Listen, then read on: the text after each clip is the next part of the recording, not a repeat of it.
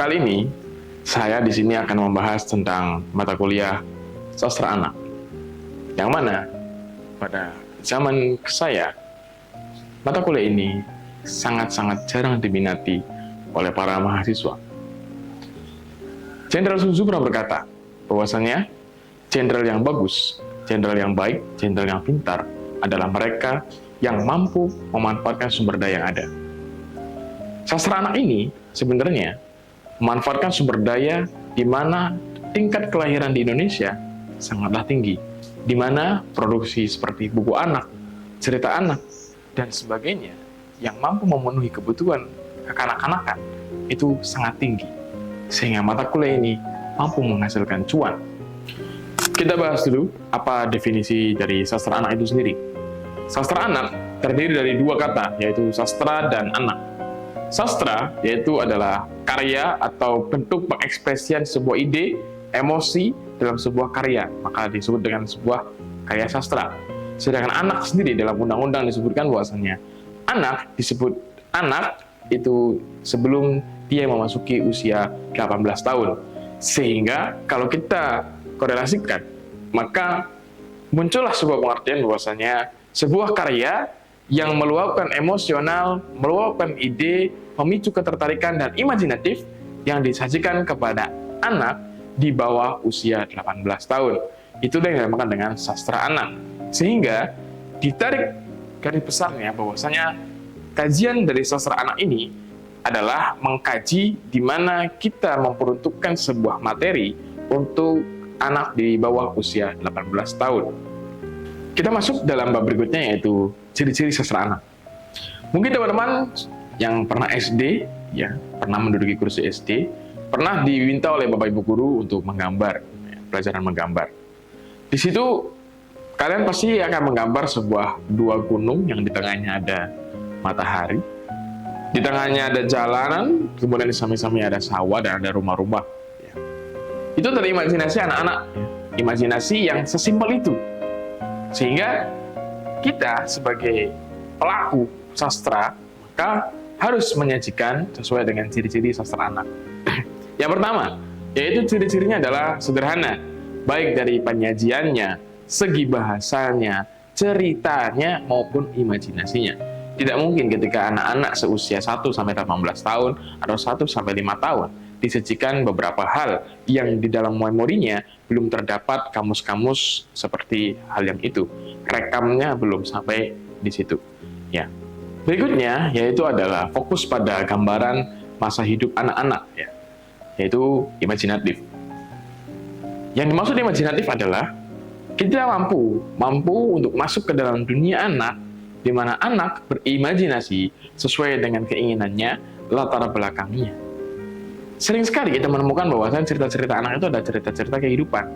Seperti halnya kisah bawang merah dan bawang putih, kisah maling kundang, kisah nabi-nabi terdahulu. Karena peruntukannya itu adalah sebagai kisah-kisah yang membantu mendongkrak moral-moral dari anak-anak tersebut. Sehingga sastra anak ini bisa berdampak kepada moral, baik itu perkembangan intelektual, perkembangan sosial, perkembangan mental, dan sebagainya. Itu adalah ciri-ciri dari sastra anak yang nomor 2. Kemudian ciri-ciri berikutnya, yaitu adalah menggunakan bahasa yang mudah dipahami oleh anak-anak. Ciri-ciri yang seperti ini sebenarnya umum, karena bagaimanapun kita ketika membaca cerita-cerita anak atau dari teman-teman pernah mendongeng untuk adik-adiknya, cerita-cerita nabi terdahulu dan sebagainya, pastinya tahu bahwasanya bahasa-bahasa yang digunakan dalam cerita anak itu bahasa-bahasa yang sudah lumrah digunakan dalam kosakata sehari-hari. Mengapa? Karena dalam ilmu bahasa ada yang namanya rekam mata, ya. Di mana rekam mata adalah mampu menyimpan kamus dari kosakata-kosakata yang pernah kita lihat. Seperti halnya kalau teman-teman tahu, kita membicarakan tentang dinosaurus kepada anak usia 1 bulan atau 1 tahun. Pastinya mereka nggak tahu, karena mereka nggak tahu apa itu dinosaurus. Di dalam pikiran mereka, dalam kemampuan berpikir mereka tidak tahu, karena belum ada rekamnya. Tapi ketika saudara-saudara saya bilang bahwasannya Candi Borobudur, pasti di kepala sudah ada bayangan, oh Candi Borobudur adalah bangunan batu yang sangat besar. Sehingga dalam penggunaan bahasa dalam sastra anak ini, ya saudara harus menggunakan bahasa-bahasa yang sangat mudah dipahami oleh anak, yang kosakatanya sudah digunakan dalam kehidupan sehari-hari. Oleh karena itu tidak heran ketika anak-anak usia dini, di usia 1 sampai 10 tahun atau 1 sampai 15 tahun, mereka diajak ke sebuah museum, dikenalkan oleh guide-nya bahwasanya ini loh barang ini barang ini, atau sama orang tuanya diajak ke kebun binatang, ini loh namanya ayam, ini namanya jerapah. Itu mampu untuk menambah kosakata dari anak-anak tersebut. Sehingga anak yang pintar itu biasanya adalah anak yang sering diajak jalan-jalan oleh orang tuanya, sering diasuh secara alamiah oleh orang tuanya, bahwasanya ya ini adalah dikenalkan banyak hal seperti itu. Ciri-ciri yang terakhir adalah mengandung pesan moral. Kita tahu bahwasanya di sastra-sastra anak atau di kisah-kisah anak untuk produk-produk yang disajikan anak-anak itu pasti mengandung pesan moral. Yang mana pesan moral itu banyak sekali bentuknya. Ada dalam bentuk kontribusi. Kita tidak jarang melihat bahwasanya seperti film-film anak itu tentang kerjasama dengan seorang sahabat atau berkolaborasi dengan alam. Kita tidak heran karena itu memang adalah bentuk penanaman moral kepada anak dalam bentuk media sastra anak. Bisa juga dalam bentuk-bentuk seperti cerita petualangan supaya anak-anak tidak gampang menyerah, atau juga seperti halnya kita menonton film seperti film-film kartun di luar negeri, yang mana film-film tersebut memang menanamkan seperti sabar, semangat, tidak gampang menyerah. Nah, itu adalah penanaman moral kepada anak-anak melalui media sastra anak dalam bentuk yang macam-macam, baik itu bentuk film, baik itu bentuk seperti cerita-cerita rakyat, dan sebagainya. Kita masuk kepada bab berikutnya, yaitu ya sastra anak. Masih sastra anak, bahwasanya sastra anak itu banyak jenisnya. Seperti halnya ada sastra anak tradisional, ya, mungkin teman-teman udah tahu. Sastra anak tradisional itu banyak sekali, seperti halnya mitos, ya, legenda, dan sebagainya. Itu adalah sastra anak juga. Tapi sastra anak juga bukan hanya yang seperti itu ya teman-teman. Sastra anak juga seperti halnya, ya, seperti kalian tahu dalam majalah-majalah anak, majalah Bobo, ya, dan sebagainya. Di sana ada yang namanya menggambar, ada berhitung, ya, buku-buku angka, buku-buku abjad, di mana itu mampu menambah perkembangan bahasa, perkembangan wawasan mereka. Nah, itu adalah salah satu bentuk-bentuk dari sastra anak. Dan masih banyak lagi, seperti halnya ada karya-karya yang non-fiksi, seperti buku informasi, ya, kalau kalian tahu ada, itu semuanya sudah ada dalam produk-produknya di sekitar kita. Majalah anak bukan hanya seperti majalah Bobo, ya, bahwasanya anak-anak dari PBSI UNY pun setiap tahun akan mengeluarkan majalah anak, di mana di situ sudah melalui tahap seleksi, ya, revisi dan editoring dari dosen pengampu. Kajian-kajian sastra anak itu banyak sekali, ya, seperti halnya kita mempelajari sastra pada umumnya. Kajian sastra anak itu bukan hanya tentang mengkaji di mana sastra-sastra anak saja, tapi kita pada umumnya, ya, sastra anak itu berada kata sastra dan anak, sehingga nanti sastra itu dicocokkan kepada range usia di 1 sampai 18 tahun. Kajian sastra anak sendiri itu meliputi seperti sastra pada umumnya, yaitu ada alur, ada tema itu berarti masuk kepada moral juga. Kemudian ada juga latar, ya, ada juga penokohan yang paling penting. Nah, kita akan kaji di situ. Di sastra anak kita akan mengkaji seperti itu. Bukan hanya itu, tentang kelayakan, ya, kelayakan buku ini terbit, kelayakan acara TV ini tayang itu seperti apa, kita kaji. Acara TV ini tayang, jamnya pas atau enggak? Tontonannya cocok atau enggak? Kalau cocok di usia berapa? Apakah cocok di usia 0 sampai 1 tahun? Apakah cocok di usia 1 sampai 18 tahun? Nah, itu nanti akan kita kaji dalam kajian sastra anak. Ya. Seperti halnya penentuan warna dalam sebuah cover majalah. Apakah ini dapat merusak mata anak? Ataukah ini bisa bermanfaat bagi motorik anak? Itu akan kita kaji semua.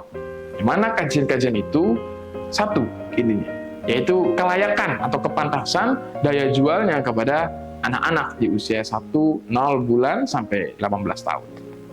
Dan dalam mata kuliah sastra anak ini, setidaknya teman-teman mampu mempelajari bagaimana struktur, bagaimana alur dari proses pembuatan buku cerita anak. Yang mana perkembangannya dari tahun ke tahun itu sangat berbeda, teman-teman. Ya, makanya dari ciri-ciri sastra anak itu adalah kreatif, dan imajinatif, di mana sang penulis itu mampu mengakselerasi atau mampu menyesuaikan juga dengan perkembangan zaman yang ada, tidak berpatok kepada majalah-majalah terdahulu. Nah, yang kita pahami dalam sastra anak itu adalah di mana para penulis mampu menciptakan hal-hal baru, yang mana hal-hal baru itu kita tahu sebagai inovasi, sehingga mampu mendorong perkembangan anak baik dalam sosial maupun mental ataupun intelektual, bisa didukung melalui sastra anak. Kalau dari dulu kita tahu bahwasanya anak-anak menggunakan majalah-majalah anak dengan warna hitam putih, kemudian berkembang menjadi ada yang berwarna. Kemudian juga kita tahu bahwasanya di mana majalah-majalah di zaman dahulu itu hanya ada cerita-cerita saja, kemudian berkembang ceritanya sedikit, visualnya banyak. Kalau kalian lihat di kisah-kisah Nabi terdahulu di buku-buku di zaman sekarang, itu justru tulisannya sedikit, yang lebih banyak adalah visualnya. Ya, dan sekarang visualnya lebih 3 dimensi, bisa menggunakan artificial intelligence dan sebagainya. Itu teman-teman harus bisa bereksplor ya, sehingga mampu mengikuti perkembangan zaman yang ada. Di mana sastra anak itu harus berkembang, harus imajinatif dan kreatif. Di mana jika teman-teman mampu untuk menguasai mata kuliah sastra anak ini, kemungkinan bukan hanya mendapatkan ilmu, tapi juga mendapatkan eksplorasi tentang bagaimana dunia penerbitan itu ada, didominasi oleh apa penerbitan sastra anak itu, dan bisa diriset mungkin ya, penerbitan tertinggi di hari ini yaitu adalah penerbitan buku-buku tentang sastra anak, di mana penjualannya sangat tinggi, peminatnya sangat tinggi, dan marketnya sangat jelas. Setidaknya ini sudah cukup untuk pengantar mata kuliah sastra anak ya, dimanapun teman berada dan kapanpun saudara menonton video ini, ya tidak beda-beda jauh lah. Sehingga Anda sudah ada gambaran ya, seperti halnya peta konsep atau RPS ketika Anda mau mengikuti mata kuliah. Anda sudah tahu bahwasanya, oh ternyata goals dari sastra anak ini adalah kita mampu mengubah moral, mengubah akhlak dari para anak-anak, mampu mengedukasi para generasi-generasi adik-adik kita yang di bawah dengan melalui media-media sastra seperti pembuatan film anak, pembuatan majalah-majalah anak, penyajian cerita-cerita yang bagus. Ya, kalau bukan kita, maka kita akan terjajah oleh bangsa-bangsa luar yang ingin merusak generasi-generasi bangsa.